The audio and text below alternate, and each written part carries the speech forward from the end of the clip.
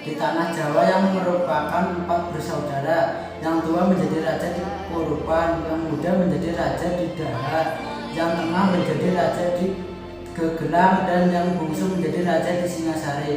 4 orang bersaudara itu sangat menyayangi satu sama lain. Negeri tempat mereka tinggal sangat ramai dan termasyhur. Banyak pedagang asing yang masuk untuk berniaga di dalam negeri itu. Raja Daha mempunyai 2 orang putri. Dengan permasyhurnya ia berputra seorang bernama Galuh Chandra Kirana. Seorang putri yang cantik dan lemah lembut, tutur katanya membuat orang tertarik kepadanya. Seorang putri lagi bernama Galuh Ajeng, keturunan yang diperoleh atas perkawinan dengan sendinya bernama Paduka Liko. Tabiat Galuh Ajeng tidak baik dan selalu iri hati terhadap kakak tirinya. Galuh Chandra Kirana, dayang-dayang, dan orang-orang istana tidak senang kepadanya. Baginda Raja mempunyai beberapa orang saudara.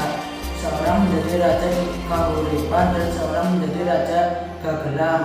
Seorang lagi wanita menjadi petapa di Gunung Wisnu dengan gelar Gandasan. Raja Kahuripan mempunyai seorang putra yang tampan dan baik perangannya, bernama Raden Inu Kertapati. Raja Kahuripan ingin supaya putranya menikah dengan putri layaknya sebagai menantu raja. Pilihan jatuh kepada putri saudaranya yang cantik, yaitu Galuh Chandra Kirana.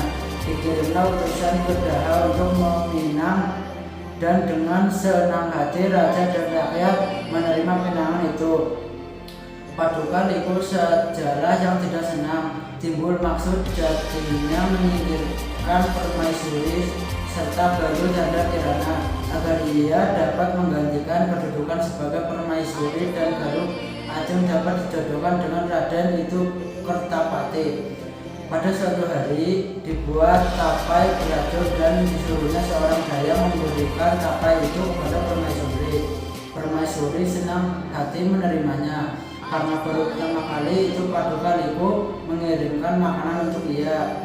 Selain itu, Paduka Liko menyuruh adiknya Mita Azima guna-guna kepada seorang tapak sakti agar raja sayang kepadanya. Ketika sedang duduk santai pada sore, permaisuri teringat kepada tapai pemberian Paduka Liko. Disuruhnya seorang dayang mengambil tapai itu. Baru saja tapai dimakan, tiba-tiba badan permaisuri kejam, mata terbelah dan mulutnya terbuka. Dayang-dayang menjadi panik, menangis, dan Chandra Kirana menjerit ketika melihat ibunya dalam keadaan demikian. Ia menghadiri Baginda, satu lagi sangat merasa sedih atas kematian permaisuri. Tergopoh-gopoh Baginda datang dan sangat marah kepada Paduka Liko atas bencana yang ditimbulkannya. Namun setelah berhadapan dengan Paduka Liko, Baginda berubah sikap menjadi tenang dan tetap ramah kepadanya. Kabar tentang wafatnya permaisuri Daha sampai ke Kahuripan. Baginda Raja Kahuripan merasa kasihan kepada Chandra Kirana atas nasibnya itu. Untuk menghiburnya, Baginda ingin mengirimkan bingkisan kepada calon menantunya. Raden itu Kertapati disuruh membuat 2 buah boneka, satu dari emas dan satu lagi dari perak. Boneka emas dibungkus dengan kain biasa dan boneka perak dibungkus dengan sutera yang indah. Setelah bingkisan tiba di Daha, Baginda menyuruh Galuh Ajeng memilih lebih dahulu, karena tamaknya diambilnya bungkusannya sutera dan yang terbungkus jelek diberikan kepada Chandra Kirana. Nama gembira Chandra Kirana setelah membuka bungkusan, ternyata yang ditempatkannya adalah boneka emas yang berkilau-kilauan. Ditimang-timangnya boneka itu dan selalu dibawanya kemana ia pergi. Akhirnya Galuh Ajeng mengetahui bahwa boneka kakaknya jauh lebih bagus dan ia ingin memilikinya. Atas bujukan Paduka Liko, Baginda menyuruh Chandra Kirana agar menukarkan boneka itu dengan boneka Galuh Ajeng.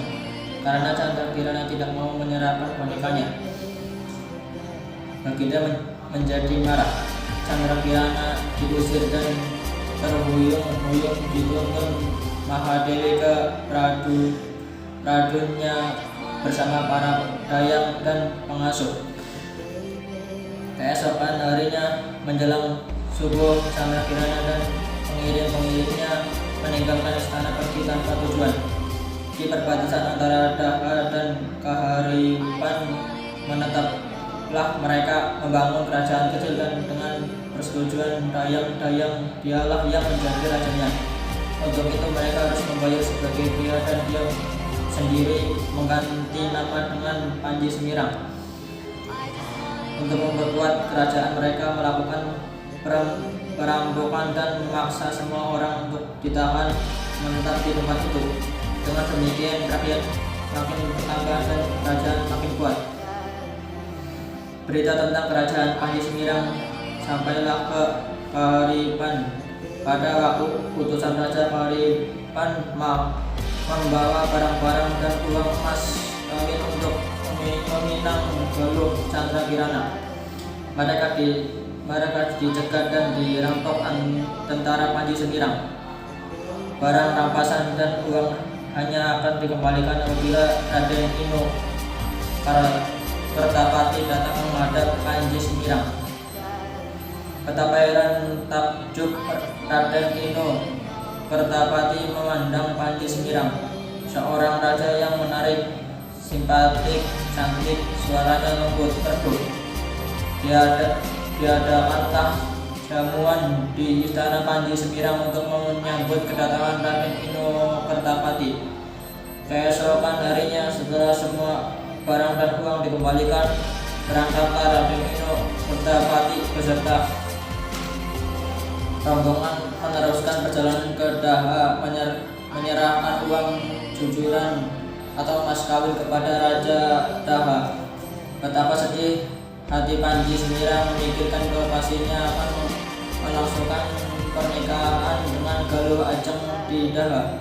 Karena itu ia memutuskan hendak pergi menjumpai bibinya, Biku Kandasari, di Gunung Wilis dengan berpakaian wanita. Dengan nasihat, Biku Kandasari sangat terharu mendengar cerita dan derita kemanakannya itu. Ia menganjurkan supaya Chandra Kirana pergi ke Galuh ke tempat pamannya. Karena itu kembali Chandra Kirana dan rombongan berpakaian laki-laki dan menyamar sebagai pemain gambo atau pengamen dengan nama Gambo Warga Asmara. Mereka berkeliling dari kota ke kota sambil amen. Sampailah ke Leng. Semua orang menyenangi pemain Gambo Warga Asmara. Sejak hari pertama pernikahan Raden Ino Kertapati dengan Galuh Ajeng, ia menjadi pendiam, sedih hati karena diketahuinya bahwa istrinya itu bukanlah Galuh Chandra Kirana, kekasihnya yang dicintainya. Untuk menghibur hatinya, ia memutuskan berangkat ke kerajaan pamannya para pengiringannya mengatakan bahwa di Gagelang ada rombongan pemain gambo yang baik penampilannya. Usul itu dipenuhi karena memang Raden Ino merasa ingin hiburan. Betapa menarik dan mengharuskan pemain gambo itu, dan Ino Kertapati curiga melihat gerak-gerik para pemain gambo yang luas bagi wanita. Bahkan ia merasa telah pernah melihat wajah-wajah mereka. Karena hari telah larut malam, maka rombongan itu disuruh menginap di dalam keraton di Puri Pesantren. Di tempat peristirahatannya, Chandra Kirana mengenakan pakaian wanita karena rindu kepada kekasihnya. Ditimang-timangnya boneka emasnya sambil menyanyikan lagu yang merawankan hati. Raden Ino Kertapati ingin sekali mengetahui anggota Gambo Warga Asmara yang sebenarnya. Dengan mengintip di tempat peristirahatan mereka, alangkah terkejutnya ia setelah melihat seorang putri meminang-nimang boneka emas yang pernah diberikannya kepada Chandra Kirana. Tanpa ragu lagi ia memastikan bahwa sebenarnya wanita itu Chandra Kirana yang sedang dicarinya. Dengan hati yang tak sabar lagi, pintu kamar dibukanya dan ditemulah keduanya melepaskan rasa rindu, kasih dan mesra yang telah lama terpendam. Chandra Kirana dibawanya ke istana kehirupan dan menyampaikan kepada Baginda apa sebenarnya yang telah terjadi. Chandra Kirana meminta maaf atas kekeliruan yang telah diperbuatannya. Disiapkanlah segala sesuatu untuk upacara pernikahan resmi antara Raden Dinu Kartapati dan Galuh Chandra Kirana. Paduka Liku menjadi kecut hatinya tak kala mendengar berita itu. Raja Daha pun tak mau memperhatikan lagi. Ia menyuruh adiknya untuk minta guna-guna kepada Pertapa yang pernah diminta pertolongannya dahulu. Tapi sayang di tengah perjalanan adiknya itu disambar petir dan meninggal dunia. Paduka Liku putus asa lalu bunuh diri.